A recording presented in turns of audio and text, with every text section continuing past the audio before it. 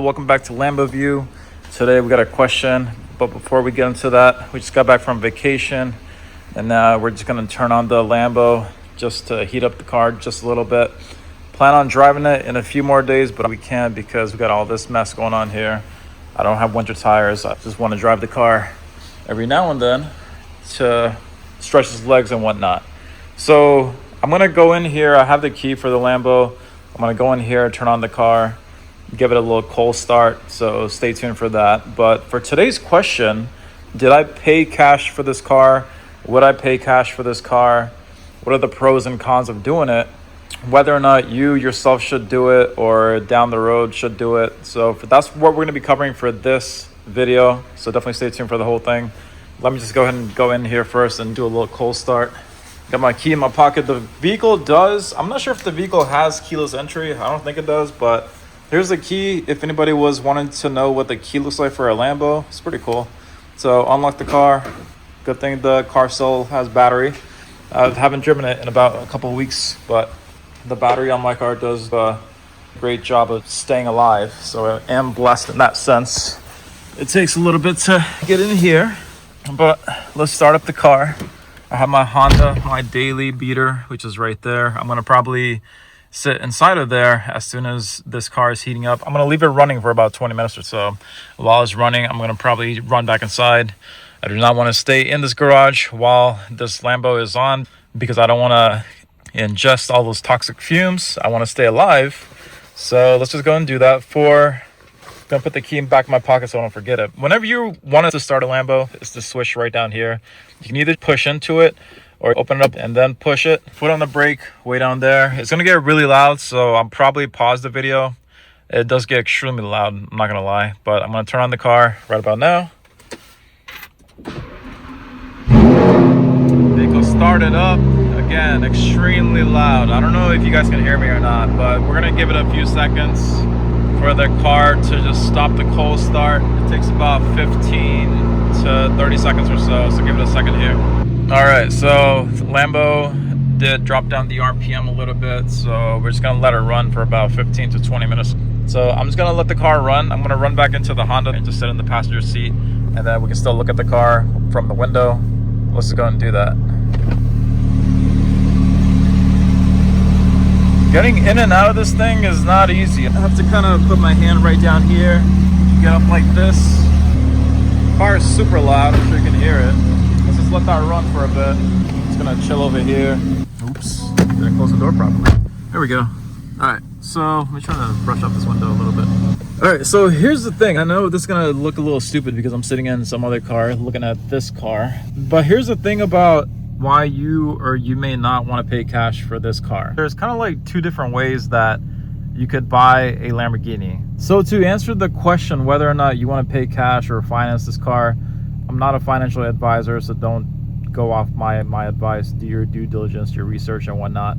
But the thing about whether or not you want to finance a Lamborghini is how exactly you want to use your money. Here's what I did with my car. My credit score is around the high 700s. I kind of had the option whether or not I could just pay off this car completely or pay off about half of it and then use that money for some other thing. So what a lot of wealthy people do, and again, this is all my opinion, but what a lot of wealthy people do is that they really take into consideration where they put their money or where they park their money.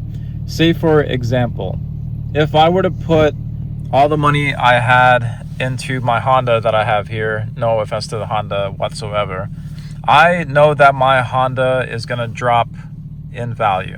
So say for example, my Honda I bought for 20 grand. In about 5 years, that money is gonna drop down to 12 grand. I just lost $8,000 because I parked my money in my Honda. But let's just say if you've got a $100,000 BMW. That $100,000 BMW in about 5 years is going to be worth about 60 grand. You just lost 40 grand there because you parked your $100,000 into your BMW that's going down in value. The same thing could be the same for many Lamborghinis. I kind of looked out. I'll be putting a separate video on this, but my Lamborghini is actually going up in value. For the most part, depending on what Lamborghini you get, your money is also going to go down in value. Anytime you put your money into a depreciating asset, you're not winning from that. You're losing money. So what a lot of wealthy people do, what I did, was just put down a little bit. Say, for example, on average, people put down about 20%. I put down 50, but let's just say, for example, 20%. You put 20% into this guy here, 20% on a $300,000 car. That would mean that I can use the other 80% of the money that's not in the car into other things that go up in value. Say, for example, the most popular one is going to be either house or stocks. I chose stocks, but that's just me. So if I put 80% into my money into things that are going up in value, like a house, then that means in an overall sense, my money as a total or net worth is still going up in value, which means that I'm still winning in life. If you were somebody who was filthy rich, yeah, sure, it may make sense to just pay off the car completely so you don't have to worry about a payment, or keep your life very simple. That's one way the rich could do it. But the other way is, say, for example, if you are somebody who is building wealth, or still in the process of trying to build, or still in the process of being able to take a whole lot more risk, like I am. If you're in your 30s or 40s, you still have a lot more time to make mistakes and take on risk, because if things go down, it's okay for you, because as long as you're invested in the right thing, that same thing is also going to go back up in value over time. Most of the time, if you're in stocks or real estate. So that's just the general sense. Let's talk about what I did. I had the option to pay off the car completely in cash. Did I want to do it?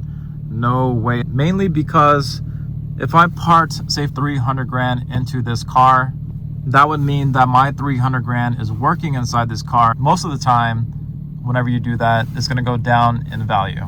So that 300 grand is not working for me in the right way.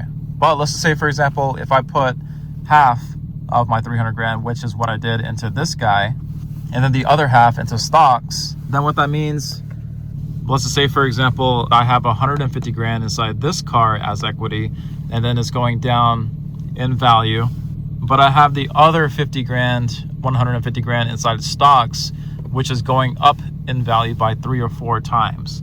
So what that means is that my overall net worth is still going up.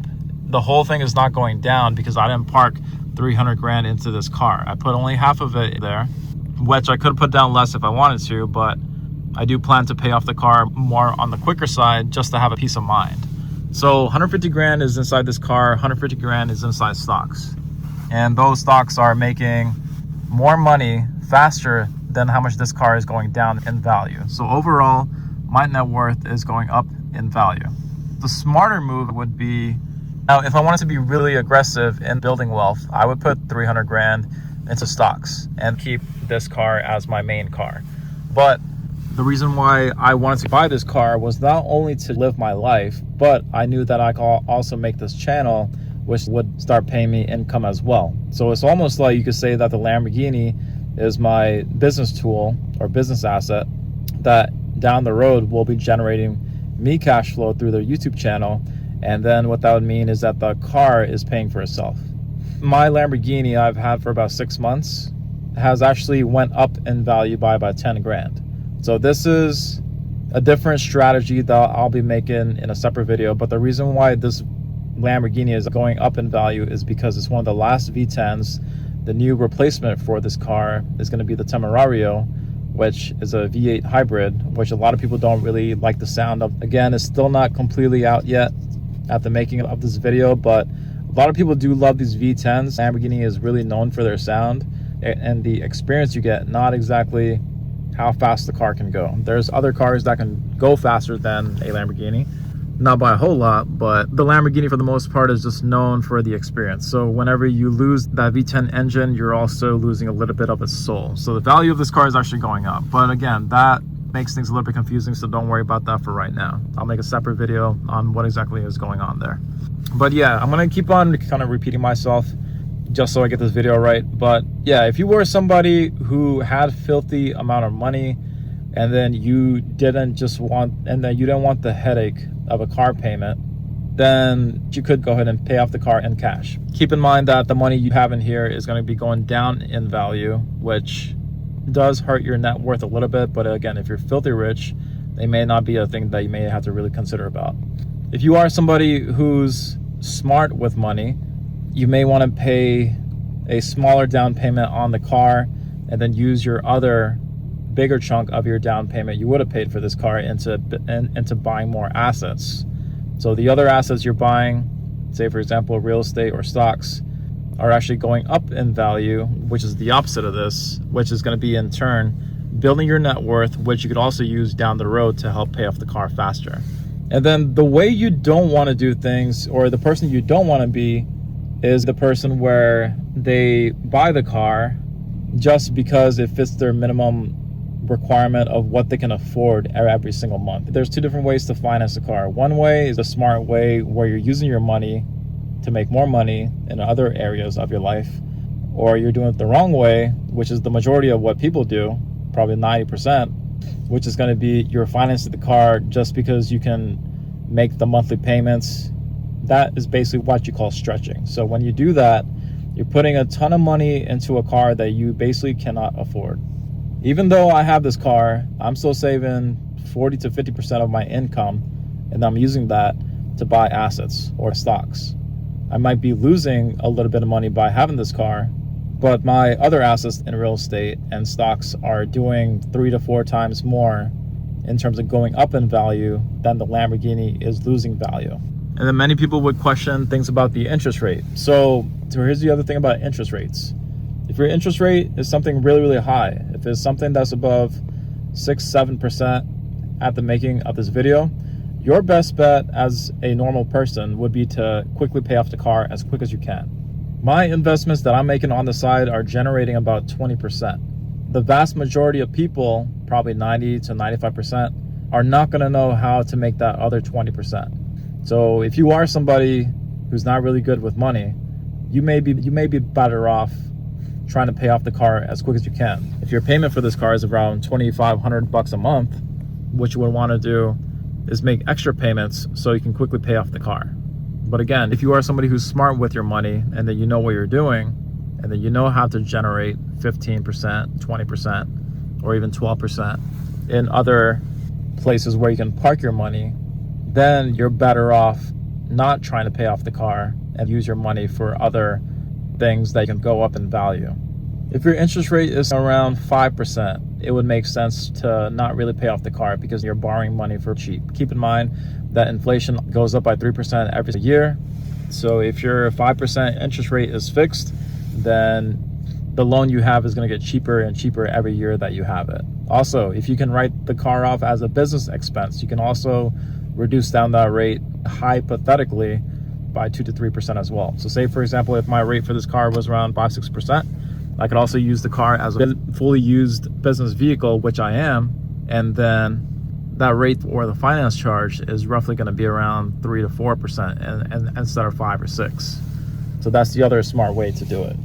But again, the vast majority of people are not going to be doing that, which is completely fine. Let me know if this video helped. If you guys are still confused, I could simplify or make another video on how exactly all this is working, or make a part 2 to this where things are more simplified. But if you guys had questions, write it down. This question came from a viewer, so if you have a question, you can also ask away. Thank you all for watching. I'll see you all for the next one.